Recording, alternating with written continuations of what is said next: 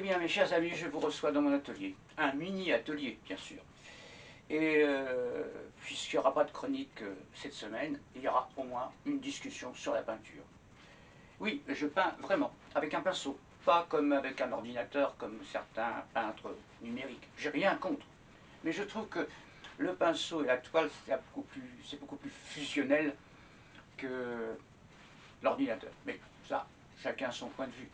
Je le respecte. Alors je ne sais pas si Augustin va passer me voir, peut-être, mais là je le recevrai dans mon salon, parce que dans l'atelier que je suis là en ce moment, c'est tellement petit que je ne peux pas recevoir personne, à part vous.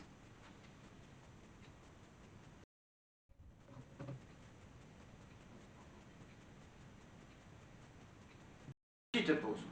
Ah oui, quand je peins, disons que je suis un peu négligé, j'en mets partout.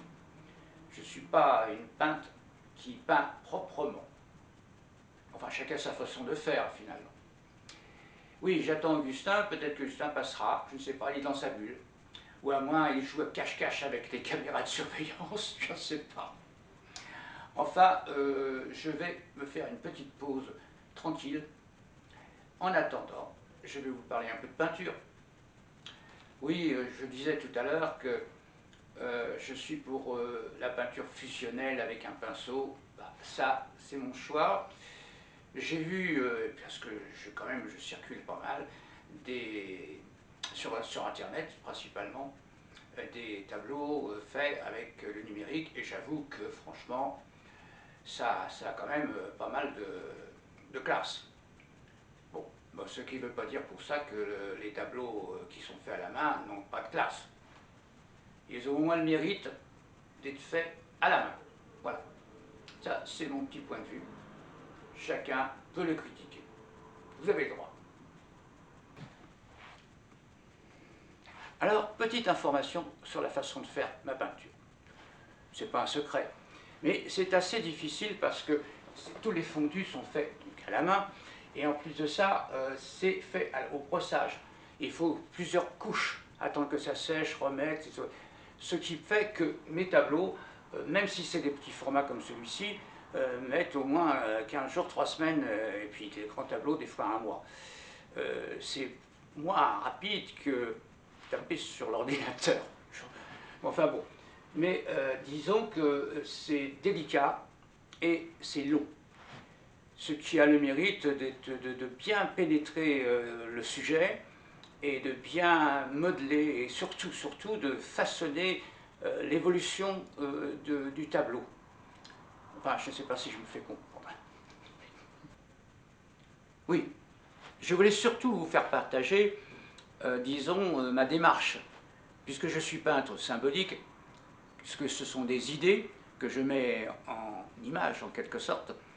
Des fois, il faut un temps de réflexion en faisant la toile. Bien sûr, au départ, il y a le thème que je fais sur un dessin rapide d'ailleurs, et après, eh bien, une fois que le traçage est fait sur la toile, eh bien, il y a une évolution qui me permet de traduire l'idée première que j'avais au départ. Voilà, je ne sais pas si j'ai très bien expliqué la chose. Hein. Enfin, j'espère que vous avez compris. Hein. Non, non, je n'ai pas disparu. Je suis là, je vais essayer de vous faire un petit tour de mes tableaux qui sont autour de moi. Là, c'est le tableau des trois genres, masculin, féminin et transgenre, plus le sphinx, qui est en fait la sphinx, puisqu'on parle souvent du sphinx, mais pas souvent de la sphinx, féminin. Puis nous avons là, dans le coin, la fausse pudeur. Et dans le coin, toujours pareil, le bouquet des vagins.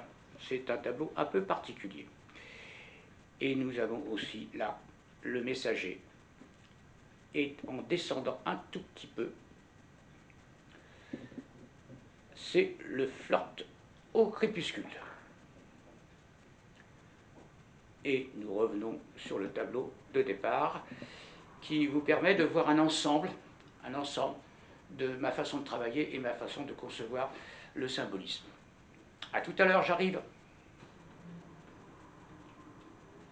Coucou. Eh bien, j'ai remis ma blouse au porte-manteau parce que Augustin ne peut pas passer aujourd'hui, il passera un peu plus tard. Aussi, bien, je vous invite dans les prochaines chroniques à retrouver Augustin. Eh bien, j'ai partagé avec vous un petit moment sur la peinture et qui finalement m'a permis de vous expliquer un petit peu ce que je faisais, mais aussi ce qu'était le symbolisme. Il est évident qu'à l'heure actuelle, c'est plus du tout la mode, ou très peu la mode. On trouve souvent de l'hyper-réalisme ou du surréalisme, mais du symbolisme pur et dur, ben, c'est un peu plus rare, disons. Et surtout, tout en bleu. Alors, je vous expliquerai plus tard pourquoi je peins tout en bleu. C'est une démarche particulière. Eh bien, bonsoir et à bientôt mes amis.